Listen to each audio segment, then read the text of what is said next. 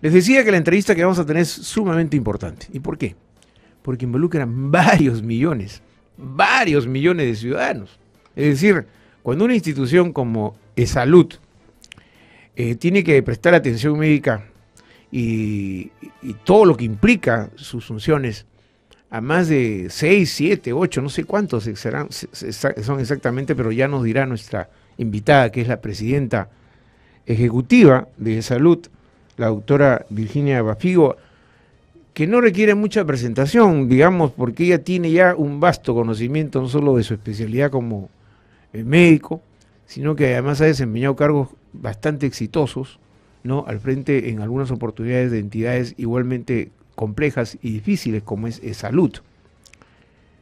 Vamos a abordar este tema y quiero decirles que hace algunos días atrás yo asistí a un encuentro con la doctora Virginia Bafigo y periodistas de nuestro país, donde ella explicó lo que será su gestión, que ya se inició obviamente con buenos augurios, para que los asegurados se sientan seguros, ¿no es cierto?, de una buena atención en esta enorme entidad que tiene cerca de, creo yo, 50.000 trabajadores y, como he dicho, más de 6 o 7, no sé cuántos millones de asegurados bajo su responsabilidad. Doctora Virginia Bafigo, muchísimas gracias por su presencia. ¿Cómo le va? Muy bien, muchas gracias, señor Cuquín. Muy honrada de estar en su programa. No, al contrario, para nosotros en Radio Nacional es un gusto y un honor tenerla, considerando no solo su amplia trayectoria y lo que siempre usted ha logrado éxitos en las funciones que ha desempeñado en su vida profesional y personal. Ahora bien, Salud casi siempre es motivo de críticas y a veces de cuestionamientos bastante duros. Las quejas de los asegurados se repiten casi siempre a través de los medios. Se habla de que las atenciones no son rápidas, que no son frecuentes, que hay dificultades para hospitalización, que hay dificultades para las intervenciones quirúrgicas oportunas, que las consultas se postergan día a día hasta otros periodos. Se hablan de muchas cosas, como por ejemplo también la falta de medicinas, ¿no? Y las quejas no solo son de los asegurados en algunos casos, pero también son quejas que se escuchan al interior de la estructura organizativa de su entidad, es decir, médicos, enfermeras, personal administrativo, los paramédicos o los técnicos. ¿Qué va a cambiar en esta gestión que usted ha asumido hace poco tiempo? ¿Qué impulso le va a dar usted para que se vayan superando no todos los problemas de un solo, ¿no es cierto?, de un solo porrazo, como decimos nosotros, sino progresivamente? ¿Qué es lo que va a priorizar usted, por ejemplo? En efecto, nosotros tenemos bajo nuestra responsabilidad 10 millones de asegurados. 10 millones. Y esta cifra se ha alcanzado de manera bien rápida. En los últimos años hemos pasado de tener a nuestro cargo 6 millones a 10 millones. Esto habla de una economía pujante en el país, de la formalización del empleo. Entonces, eso es una buena noticia para el país, el que tengamos cada vez más asegurados dependientes, que tengan un empleo decente.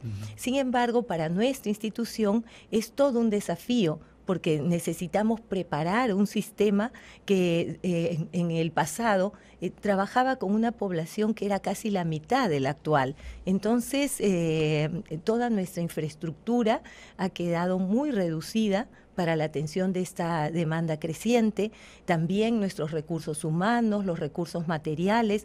Es decir, deberíamos, y esto es lo que estamos planteando hacer, tener un mejor manejo de la situación financiera, logística, también técnica en salud, para que podamos servir mejor a nuestros asegurados. Cuando usted recibe el cargo de manos de Álvaro Villar, porque Álvaro Villar tuvo que salir del cargo, ¿qué salud recibe usted? O sea, para graficar rápidamente, o sea, Sí, un e-salud en crisis, un e-salud en progreso, un e-salud a la expectativa de que, no sé, se mejoren sus ingresos, por ejemplo, la recaudación a veces es deficitaria, incluida este tema de que no se pueden el seguro cobrar estos famosos 700 millones, ¿no? Por las remuneraciones que son gratificaciones, etcétera. ¿Cómo usted la recibió así, digamos, con un balance más o menos, digamos, de inestabilidad o ¿O usted está en condiciones de decir que la institución está en buenas condiciones? Bueno, en realidad hubo un factor determinante que fue la huelga médica, 33 días de paralización que tenía un trasfondo, y ese trasfondo en realidad era la inconformidad del gremio médico, sobre todo respecto de las condiciones en las cuales ellos, los médicos, pueden atender a sus pacientes, también la inconformidad respecto al relacionamiento con los líderes, con las gerencias, etcétera. En esta condición post-huelga había flotaba en el ambiente unas relaciones muy tensas entre los médicos, precisamente, los líderes. Lo primero que hemos tenido que hacer es como restañar heridas, como producir un diálogo que busque el acercamiento entre todas las partes. En ese cometido también hemos estado haciendo cambios a nivel de las gerencias para inyectar mayor confianza, digamos que un mejor encuentro entre todas las partes. Efectivamente, además de eso, estábamos recuperándonos de una crisis financiera muy severa. 2 años atrás, el dinero incluso de las reservas técnicas había tenido que ser utilizado para gasto corriente, hecho que es muy peligroso para la estabilidad financiera de la institución. Afortunadamente se pudo responder adecuadamente en su momento, entonces hoy por hoy ese ya no es un problema. Claro, el problema con los médicos está resuelto. ¿El problema con las enfermeras está resuelto? Bueno, nosotros hemos tenido diálogo a lo largo de estas 4 primeras semanas con 7 sindicatos, incluidas las enfermeras, los tecnólogos, las nutricionistas, etcétera, personal, sí, trabajadores en general, el FEDCUT, etcétera, incluso trabajadores con discapacidad, o sea, por ese lado usted, digamos, no tiene un frente que la atormente permanentemente. No, nosotros, además que la institución tiene los canales establecidos para poder absolver los reclamos de los trabajadores. Acordémonos que salud no es un ministerio, es una empresa social. Entonces, ¿cuáles son estos canales? El pliego anual que nos presentan, a las autoridades. Primero entramos a un diálogo paritario, y si fruto del diálogo no se puede arribar a un consenso, a un acuerdo, entonces está el Ministerio de Trabajo para recurrir a un arbitraje. Cosa que se hizo con los médicos. Exactamente, en teoría no deberían haber huelgas porque están los canales abiertos. En ese arbitraje la autoridad de trabajo decide cómo se responde a las expectativas de los trabajadores en función a la capacidad financiera de la institución. Y eso es muy importante porque la razón de ser de la institución es la atención a los asegurados. Entonces la prioridad la tienen los asegurados, y desde luego también es muy importante atender las expectativas de nuestros trabajadores. Se había embalsado, a propósito de la huelga de los médicos, que usted acaba de recordar, duró casi más de un mes. Sí. Muchas consultas ambulatorias, ¿no es cierto? Sí. Quería preguntarle, en ese tema, ¿ya se han regularizado o todavía seguimos embalsados en consultas? No, todavía seguimos embalsados. Fueron más de 1 millón que se dejaron de atender. Exactamente, pero no solamente por la huelga médica, sino ya traíamos un embalse previo a lo que la huelga sumó más o menos la tercera parte de este embalse. Entonces, por eso nos va a tardar mucho más que un mes el poder ponernos al día. Ahora, ¿por qué se produce el embalse? Digamos que la huelga es un factor, ¿correcto? Pero hay otro que me han contado los médicos, es que no hay personal. Falta contratar personal asistencial, en este caso personal médico y de enfermeras. ¿Es correcta esa exigencia de que falta personal? Sí, es correcto. Y precisamente cuando les decía que había crecido muchísimo nuestra demanda, la oferta de servicios no había crecido a la par. Entonces, lo que necesitamos es progresivamente ir mejorando la relación entre el médico y los asegurados para que pueda acercarse a una relación ideal. Mientras tanto, suplimos esa falta de recursos a través de algunas estrategias como el pago de horas extras, como el que se cite a un poquito más de pacientes Nosotros tenemos ciertos ratios. En cada hora deberíamos ver entre 4 y 5 pacientes, pero a veces no llegan los pacientes, a veces pierden citas. Entonces, sí, conozco los procedimientos, a veces son bien complicados. Me imagino que para ustedes debe ser difícil administrar ese problema, ¿no? Porque hay citas que se han establecido.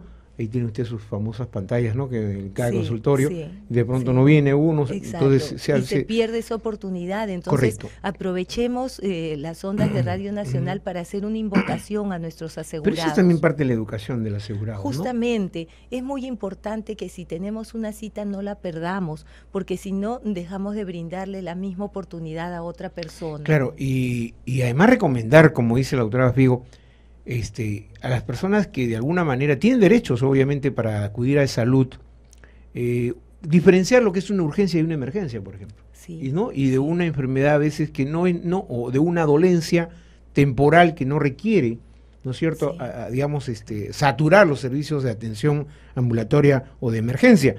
A propósito de emergencia, doctora Figo, yo he tenido la oportunidad de visitar emergencia. Y la verdad que me he quedado muy preocupado siempre porque la cantidad de pacientes que están en los pasillos es alarmante.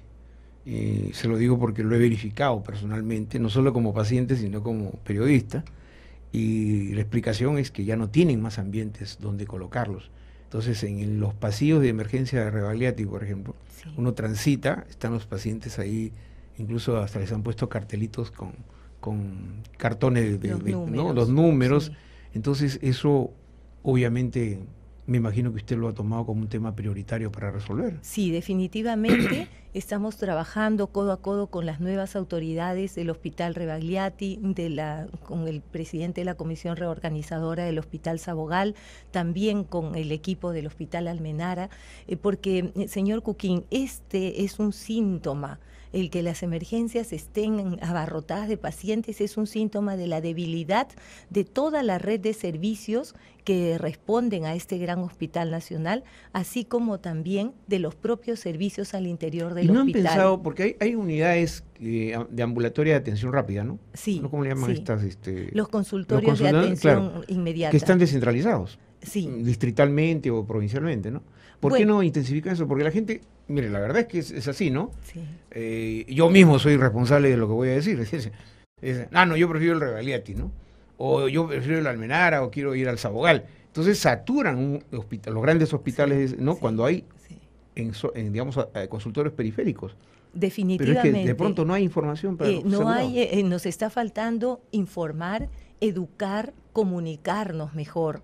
¿Por qué? Porque este es un tema de confianza. ¿Por qué la gente prefiere ir a los hospitales nacionales? Porque confía mucho en el staff médico, en el staff profesional. De repente piensa que a nivel periférico los profesionales no tienen la misma capacidad para responder ante sus dolencias. Pero antes de llegar al hospital están los policlínicos. Justamente. ¿No es cierto? Policlínico Bravo, Policlínico Angamos, Policlínico Chincha. Chincha, ¿no? O Negreiros en el Callao. Eso también, a veces yo me he preguntado, digo, si la gente tiene más cerca en el Callao, el Policlínico Negreiros, ¿por qué se van? Pues piden su traslado a Rebagliati, ¿no? O a la Almenara, o a Sabogal. O al Sabogal, por ejemplo. Pensamos, y esto es un tema que vamos a estudiar en profundidad, para nosotros es muy importante conocer la opinión de nuestros asegurados, también conocer cómo ha ido cambiando la idiosincrasia de los asegurados. Entonces, para servir mejor a una población, tenemos que conocerla más. En ese tema usted ha priorizado por el día de la reunión que tuvimos y tomé nota de la Defensoría del Asegurado. Justamente, en este momento tenemos a una defensora, la doctora Yolanda Falcón. Sí, ella es abogada de profesión con una gran experiencia en la Defensoría del Pueblo, y lo que tenemos que hacer es cambiar el sentido de la Defensoría, porque antes ha estado también involucrado el tema de gestión de la calidad en Defensoría, perdiendo de vista todo el enfoque de derechos de los asegurados por los cuales debemos velar. Entonces, la Defensoría retomará su cauce en el sentido de evitar la vulneración de los derechos de los asegurados, también de promover sus responsabilidades y gestión de la calidad, que es clave para satisfacer mejor a nuestros usuarios, estarán en una unidad diferente y especializada. Ahora, hay que destacar, queridos amigos, porque a veces nosotros los ciudadanos no reconocemos ciertas cosas positivas. En salud hay una cantidad de médicos de una calidad extraordinaria. Eso hay que decirlo. Definitivamente es nuestro mejor capital. Efectivamente. Han hecho intervenciones de trasplantes, por ejemplo, ¿no? Sí. Impresionantes. Sí. Y eso a veces no lo valoramos y por el contrario, simplemente nos dedicamos a criticar. Yo creo que en esa parte es bastante positiva el que tenga en salud un plantel de médicos de primerísimo nivel, que inclusive son hasta un poco la envidia de algunos países, ¿no es cierto? Definitivamente, y nosotros contando con todo ese gran capital humano, no solo nuestros médicos, todos los profesionales de la salud, nuestros trabajadores, es que aspiramos a hacer de salud el modelo de seguro social en nuestra región. Otro tema que es importante que usted nos comunique, es la infraestructura.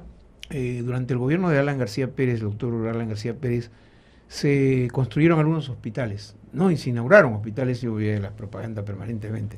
¿Qué hay de esos hospitales inaugurados? ¿Están funcionando? Bueno, algunos de ellos están funcionando todavía con ciertas limitaciones porque no se han instalado oportunamente los equipos que fueron adquiridos en su momento. Y esto es parte de lo que necesitamos cambiar. Pero se va a desfasar eso, porque usted sabe que justamente, usted como profesional médico sabe que la tecnología médica... Sí, muchos de los equipos se compraron hace 3 años y algunos de ellos todavía no están instalados. Y cuando se instalen ya van a estar superados. En ese momento se compraba a través de un organismo internacional con el cual ya hemos tenido conversaciones. El tema no pasa tanto por la entidad que adquiría, sino por nosotros como institución que solicitábamos en algunos casos equipos sin tener la infraestructura en ese momento. Como por ejemplo un tomógrafo en Apurímac, que no había la infraestructura y se reclamaba un tomógrafo. Exacto, ¿no? O lo que se hizo de público conocimiento con el PET scan en los hospitales Almenara y Rebagliati. En material de, digamos así, de esta calidad, de esta tecnología, ¿no? Para distintas enfermedades, sí, ¿no? Resonancia magnética, sí, tomógrafos, etcétera, etcétera. ¿Cómo estamos en salud? Bueno, diríamos que hemos avanzado, pero todavía no lo suficiente como para, por lo menos, resolver temas prioritarios. Por ejemplo, hablábamos en el hospital Angamos, cómo está la capacidad para cirugía de abdomen. Ellos han sido en el pasado un centro de alto desarrollo en cirugía laparoscópica. Se hacían pasantías allí. ¿Qué ha ocurrido? Hasta hace 3 semanas se habían quedado sin un solo laparoscopio y habían tenido que volver a la cirugía convencional. Afortunadamente, con estos cambios que hemos hecho en el Hospital Rebagliati, por ejemplo, Rebagliati como cabeza de red ya le ha cedido un laparoscopio a Angamos, ya está instalado, ya los médicos han reiniciado, en tanto agilicemos la compra de laparoscopios. Claro, porque eso de ceder es vestir, ¿no? De vestir a un santo para vestir a otro. Exacto, entonces, pero es esa atención de una emergencia, claro, digamos, porque los pacientes tenían muchísimas complicaciones. Entonces, ni siquiera pensemos en tecnología de alta sofisticación o complejidad, pensemos en esta tecnología que hace muchos años ya nos ayuda. Con su equipo médico quirúrgico, que imagino deben tener cabezas visibles, ¿no? Para ver sí, el tema. ¿Cuántas? Porque yo me acuerdo que en el pasado siempre se decía, hay como 18.000 intervenciones quirúrgicas pendientes, ¿no? Que están programadas.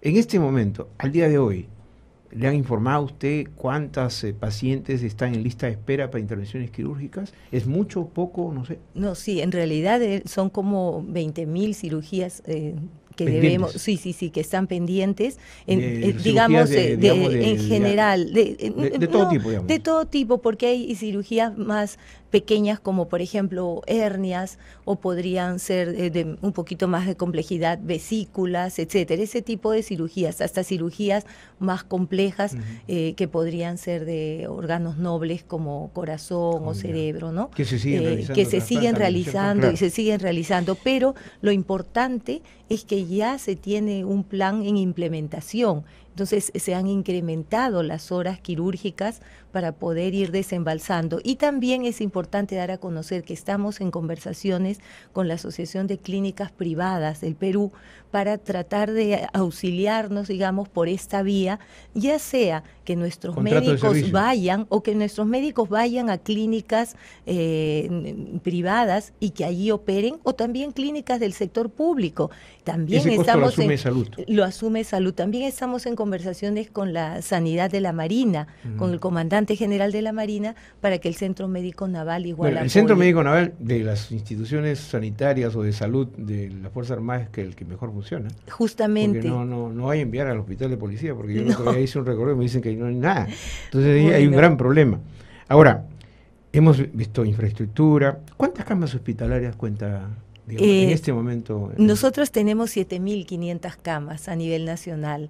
Y de estas 7.500, como la mitad están en Lima. Tenemos un déficit importante que debemos suplir, pero lo importante es suplirla, no solo con oferta nuestra, sino podría ser también con oferta de terceros, como he dicho. Lo mismo que para la cirugía vale para los internamientos. Claro, porque cuando los amigos de todo el país nos escuchan a través de Radio Nacional, y muchos tienen necesidad o urgencia o no urgencia, no lo sé, de atenderse como asegurado, que tienen todo el derecho de hacerlo, muchos se preguntan, pues, dicen, no me atienden, entonces andan con esa ansiedad, ¿no?, de que la atención es bastante, se lo dicen a uno, es deficitaria. Usted está haciendo esta aclaración, pero yo insisto en el tema. Iniciar para que el asegurado sepa cuáles son también sus deberes, porque los asegurados también tenemos deberes. Exactamente, ¿no es cierto?, que cumplir. Sí. Entonces, no saturar los servicios. Esa campaña, ¿por qué no se hace? ¿Por qué no se le dice al asegurado, tienes derecho a atenderte, pero por lo menos no satures, porque hay gente que va hasta le duele la uña, ¿no? Dice, me duele la uña, doctor, ¿y qué hago? ¿No? Bueno, en general lo que vemos es la mayor presión en personas adultas mayores, ¿no? Que tienen toda la razón del mundo. Yo soy un adulto mayor, pero no estoy ahí tocando la puerta exacto, todos los días. Pero estamos fortaleciendo una de las gerencias que actualmente se llama Gerencia de Prestaciones Sociales y Económicas, y que en adelante, como parte de la reorganización, será la gerencia del adulto mayor y de las personas con discapacidad. A mí sí me consta, porque soy, digamos, un usuario, en este momento he sido asegurado 42 años de mi vida, pero recién en un año he tenido que ir al servicio de salud. Y me consta la forma tan humana, tan sensible como el personal del seguro atiende. A veces hay quejas, dicen, ¿no? Pero creo que a veces no se entiende bien la labor de, por ejemplo, de una enfermera, de un médico, de un internista, de un residente, de personal auxiliar, que tratan al enfermo. A mí no es porque yo, digamos, soy periodista y he dicho yo soy periodista, no, yo voy como asegurado, nadie me conoce, entonces, pero la atención es bastante, digamos, en la relación humana es bastante buena. Sí, nos consta, y para nosotros es motivo de orgullo el tener un equipo profesional así muy, muy dedicado, muy entregado. También es importante dar a conocer que atender a personas que están en un momento de sufrimiento físico y emocional es muy difícil. Entonces debemos comprender cuando en alguna circunstancia algún trabajador tiene una actitud que quizá no es la que nosotros esperaríamos, pero en general, a través de la gestión de la calidad, estamos tratando de impulsar la humanización, la mayor humanización del trato al paciente. Que a mí, usted me ve, yo soy un hombre de más de 60 años, que voy a mi diálisis, y que una enfermera cuando me recibe me empieza a hacer el procedimiento que usted conoce, me dice, tranquilo muñeco, ¿no? Cuando si alguien me dice muñeco, pues usted que me desarmo, pues no es cierto. Pero por supuesto. No es cierto, esa forma tan humana de decirle, no, tranquilo muñeco, cuquincito, no te preocupes, todo va a salir bien. Entonces, esa relación hace que uno se sienta cómodo. Sí, y seguro, además. Y lo que es muy importante es que se forme una escuela, que las personas mayores que están habituadas a tratar de manera cálida, de manera fraterna, los asegurados, porque me he informado que en estos días usted ya está... Estamos yendo a cada uno de los establecimientos y proyectando lo que es el servicio. ¿Alguna unidad hospitalaria más compleja que otra? ¿Cuál sería? ¿Revalente? Bueno, digamos por dimensión. Pero hoy por hoy la mayor complejidad en la gestión está en el Hospital Sabogal. Por eso es que allí en este momento se ha instalado una comisión ad hoc, una comisión que está luchando muy fuerte. Por ejemplo, en este momento ya tenemos instalado en el Hospital Sabogal unos consultorios móviles de oferta flexible, le llamamos, para descongestionar la emergencia. Ya hay más médicos, más enfermeras. He conversado con el doctor Salcedo, el gerente del hospital, me dice que en un mes a más tardar ya tendremos la ampliación de la emergencia, que cuando la recibimos estaban las obras paralizadas. Usted tiene un servicio al que uno llama y hay creo que 12 o 13 o 14 ambulancias con médicos que van, ¿no?, a atender, ¿no? Sí, es el STAE, el servicio STAE. Y ese es un buen servicio, pero necesitamos todavía mejorarlo aún más. Para 10 millones sí, además tenemos que hacer asocios importantes, por ejemplo, con el Cuerpo General de Bomberos. Existe, he encontrado en el despacho un proyecto de convenio. En nuestra primera administración, por resolución de presidencia, se decidió proteger a los bomberos que en acto de servicio sufrían algún trauma, algún accidente. Porque, se registraron algunos incidentes, ¿no?, que no los quisieron atender a los bomberos. Exactamente, entonces ahora tenemos que mejorar nuestra relación con esta entidad que realmente es tan altruista y a la que queremos imitar también. Doctora Bafigo, estoy dejando para 2 preguntas finales ya. Una es tiene que ver con medicinas. Yo no me puedo quejar, digo, estoy hablando a título personal, porque cuando me han dado mi receta voy a la farmacia, ¿no?, del seguro y me dan mi paquetito de, ¿no? Y cuando estoy en el centro renal también me acercan las medicinas que, ¿no? Eso no hay ninguna queja, creo que nadie se podrá quejar en ese sentido del área donde yo estoy, más o menos conozco.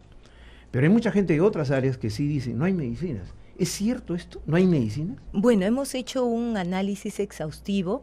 En este momento estaban faltando 30 medicamentos de un petitorio de aproximadamente 400, ¿Para es qué decir, prioridad, menos por ejemplo, del qué tipo de 10%. Nos faltaban algunos para tuberculosis, por ejemplo, ¿no? Entonces, ya hemos actuado para que el Ministerio de Salud, que sí tenía una reserva importante, nos preste en tanto se agilizan las compras, porque el tema de logística realmente es bien problemático.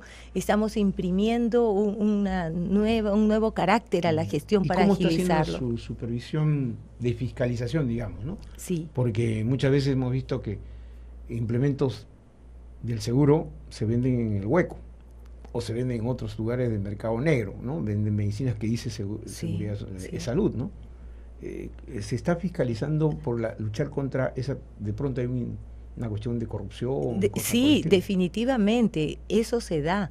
Hemos conversado con el jefe de la Oficina de Control Interno, que como ustedes saben depende de la Contraloría General de la República. Vamos a descentralizar la oficina, tenemos el compromiso ya que en cada una de las redes exista una oficina de control interno, pero además estamos iniciando un programa de capacitación para los actuales gerentes, jefes de servicio y departamento, para que ellos hagan el control que le llaman concurrente, es decir, el control en el momento, y así se pueda detectar este tipo de situaciones. Yo he escuchado varias veces al presidente Ollantumala decir, quiero no solo, dice él, ¿no?, que mi gobierno se caracterice y que perennizada en la memoria de los ciudadanos que ninguna persona va a dejar de ser atendida en salud. Sí. Si usted, no sé si lo ha tenido al frente al presidente o ha conversado con él, pero digamos, ¿qué le diría usted como presidente ejecutivo de salud? Es decir, utilizando obviamente la Radio Nacional, que es la radio del Estado Nacional, que el presidente o el gobierno central esté tranquilo que lo que viene va a ser bastante positivo, que la gente no se va a quejar, porque uno de los grandes y complejos problemas de las gestiones públicas y de los gobiernos es tener siempre esto de que la gente se queja por los malos servicios, entonces eso repercute en la gestión gubernamental, ¿no es cierto? Entonces ellos andan siempre preocupados, siempre lo expresan. ¿Cómo de garantizar, digo, no sé si garantizar, pero cómo decirle al ciudadano y a la gente del Estado peruano que salud tiene un perfil ya justamente de despegar y de sacudirse de estos problemas que le han venido quejando en los últimos tiempos? Bueno, yo podría decir que estamos preparando un equipo gerencial de primera línea, de los 17 gerentes que tenemos a nivel de la conducción el gerente central. General, el señor Guapaya, el gerente ¿no? general, el señor Guapaya, es justamente un gerente de Servir, y eso nos da un gran respaldo. Es asignado por Servir. Él es asignado por Servir y asignado a pedido nuestro, porque nosotros lo identificamos y solicitamos que viniera a trabajar con nosotros. Hay otros 4 gerentes más de Servir también, y lo importante es que nosotros hemos pedido en nuestros colaboradores un perfil.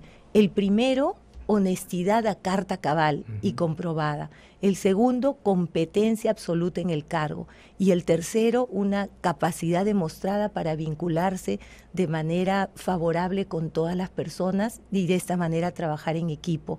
Si estamos teniendo especial cuidado en que estas 3 características estén presentes en nuestros gerentes para poder brindar un mejor servicio. Además, perdóneme, somos 40% de mujeres en la gerencia, en la alta gerencia, y ese también es un indicador de entrega y de compromiso. Muy bien, amigos, realmente para mí es muy satisfactorio haber dialogado con la doctora Virginia Bafío, presidenta ejecutiva de Salud, porque hemos recibido muchas llamadas, nos preguntaban, entrevistan a todos los políticos, ¿no? Pero ¿qué pasa con Salud? Y justamente habíamos comentado en producción que la doctora hizo esta exposición ante la prensa el otro día, una sesión bastante interesante, con interrogantes incluso de los propios periodistas, ¿no? Y que hoy ha logrado satisfacer, digamos, parte de estas inquietudes que tienen ustedes como asegurados. 10 millones de asegurados, imagínense ustedes, ¿no es cierto?, que involucra tercera edad, señoras embarazadas, ¿no es cierto?, enfermedades de todo complejas, como usted no se imagina. Y quiero destacar el hecho de que mientras nosotros estamos durmiendo en salud, en las distintas unidades de salud, en horas de la madrugada, queridos amigos, hay personal trabajando. No solo los que atienden a los hospitalizados, hay los que están haciendo tratamientos por la cantidad de demanda, ¿no es cierto?, que existe. Es cierto, tienen que trabajar de madrugada. Yo soy uno de los usuarios de madrugada de salud en la unidad renal y salgo a las 3 de la mañana para venirme a trabajar a las 5:30 o 6 de la mañana acá en la radio. Y veo cómo las enfermeras no pestañean nada, están en su puesto, y cuando uno las llama, les dicen, llame cuando quiera, ¿no es cierto? Usted no se preocupe, nadie duerme acá, y a veces 2 de la mañana uno siente un malestar, señorita, por favor, parece que se me bajó la presión, como se me bajó esta madrugada, pues se me bajó. Entonces me puse medio pero vino la enfermera y me dijo, claro, muñeco, no te preocupes, tranquilo nomás, no, todo va a pasar. Bueno, ese es el alto sentido de responsabilidad de nuestro personal profesional. La parte que yo tal vez antes de despedirnos, señor Cuquín, si me permite, y dado que Radio Nacional llega a todo el país, decirles que no solamente estamos preocupados por Lima, a lo largo de estas 5 semanas hemos trabajado intensamente también por las regiones, hemos atendido a 12 congresistas, representantes de sus diferentes regiones, hemos estado hablando con los congresistas de Pasco, de Puno, de Amazonas, de Moquegua, de Cajamarca, es decir, de todos aquellos lugares donde hay mucha expectativa porque hay proyectos que se han ido quedando en el tiempo. Quiero decirles que para todos ellos tenemos una respuesta y que confíen en su seguro social, que su seguro social cada vez se preocupará más por atenderlos mejor. Muy bien, muchísimas gracias. La presencia de la presidenta ejecutiva de Salud, la doctora Virginia Bafío, que además, ya les he dicho a ustedes, tiene una trayectoria profesional bastante amplia y destacada, nos ha entregado esta información y obviamente que nosotros en Radio Nacional vamos a seguir contando con su presencia de vez en cuando para que nos pueda informar de todos los avances que hace Salud.